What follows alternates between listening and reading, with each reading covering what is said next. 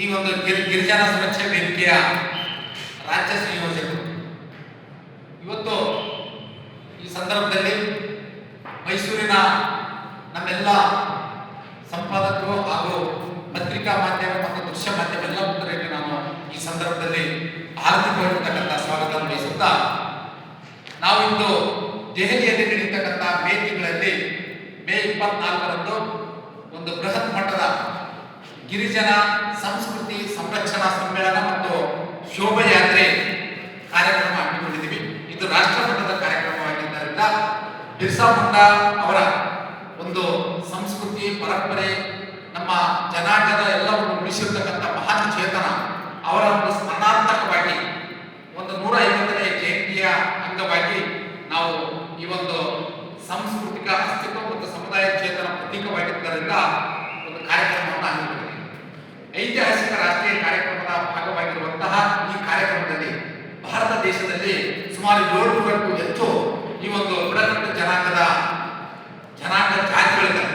ಅದರಲ್ಲಿ ಸುಮಾರು 500 ಜನಜಾತಿಯವರನ್ನು ದೆಹಲಿಯಲ್ಲಿ ಸೇರಿಸತಕ್ಕಂಥ ಒಂದು ಬೃಹತ್ ಮಟ್ಟದ ಕಾರ್ಯಕ್ರಮ ಇದಾಗಿದೆ. ಇದರಲ್ಲಿ ಸುಮಾರು 1 ಲಕ್ಷ ಅಂದ್ರೆ 2 ಲಕ್ಷಕ್ಕೂ ಅಧಿಕ ಜನ ಸೇರ್ತಕ್ಕಂಥ ನಿರೀಕ್ಷೆ ಕೂಡ ಇದೆ. ಈ ಒಂದು ಸಂದರ್ಭದಲ್ಲಿ ಗಿರಿಜನರ ಉಡುಗೆ ತೊಡುಗೆಗಳೊಂದಿಗೆ ಒಂದು ಶೋಭೆಯಾತ್ರೆ ನಡೆಯಿತು.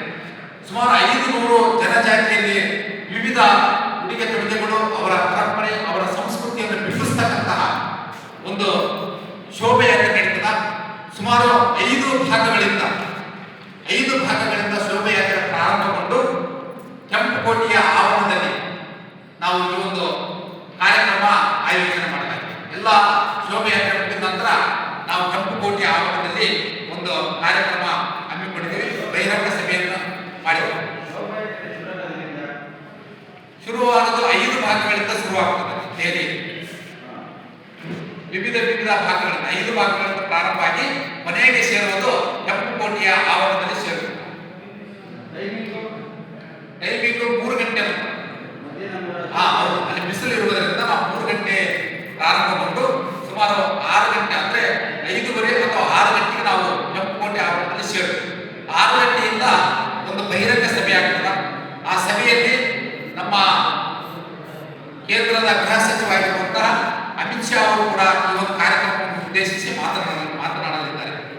ಈ ಒಂದು ಕಾರ್ಯಕ್ರಮದ ಮುಖ್ಯವಾಗಿರ್ತಕ್ಕಂಥ ಉದ್ದೇಶ ಏನಿದೆ ಅಂತಂದ್ರೆ ನಾವೆಲ್ಲ ವನವಾಸಿ, ಗ್ರಾಮವಾಸಿ, ನಗರವಾಸಿ, ನಾವೆಲ್ಲರೂ ಭಾರತ ವಾಸಿಗಳು, ನಮ್ಮೆಲ್ಲರ ರಕ್ತವು ಒಂದೇ ಅನ್ನತಕ್ಕಂಥ ಒಂದು ಮುಖ್ಯವಾಗಿರ್ತಕ್ಕಂಥ ನಾವು ಮುನ್ನೆಲೆಗೆ ಬರಬೇಕು, ನಾವೆಲ್ಲ ಭಾರತ ವಾಸಿಗಳು ಅನ್ನತಕ್ಕಂಥ ಒಂದು ಗುರಿಯನ್ನು ಇಟ್ಕೊಂಡು ಈ ಕಾರ್ಯಕ್ರಮ ಮಾಡ್ತಾ ಇದ್ದೀವಿ. ಈ ಕಾರ್ಯಕ್ರಮ